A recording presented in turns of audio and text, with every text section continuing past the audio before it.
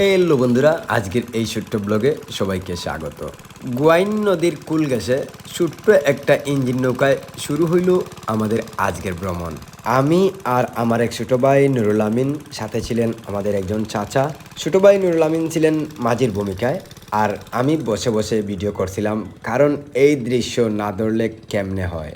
চারপাশটা এত শান্ত, এত সুন্দর, মনে হচ্ছিল যেন পানির উপর বেসে আছি আর বাতাস গান গাইতেছে একদম সিনেমার মতো। নৌকাটা খুবই ছোট, কিন্তু পেছনে একটা ইঞ্জিন লাগানো এমনভাবে গর্জাচ্ছে মনে হইল F1 রেসিং হইতাছে নদীর বুকে। এই নৌকা ভ্রমণ করতে অনেক কিছু অনুভব করতে পারলাম। আরেকটা জিনিস চোখে পড়লো, এই নদীতে শুধু আমরা না, আরো অনেক নৌকা আসা যাওয়া করছিল।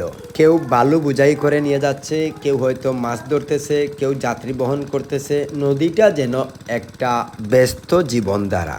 আরো একটু সামনে যেতে না যেতেই আরো কিছু উপলব্ধি করতে পারলাম। নৌকার এক পাশ ঘেঁষেই দেখা যাচ্ছিল লেঙ্গুরা গ্রাম। ছোটো ছোটো ঘর, গাছপালা আর হালকা রোদে ঝলমল করতেছিল পুরো গ্রামটা।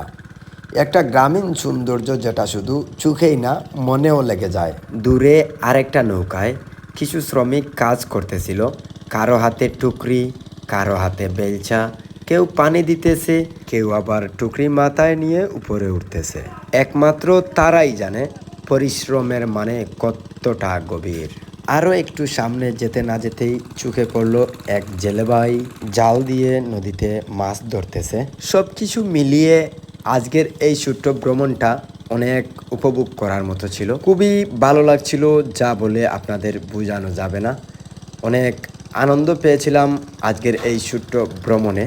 আপনারা দেখতেই পাচ্ছেন চারপাশটা এত যে মনোমুগ্ধকর, যা বলা বাহুল্য।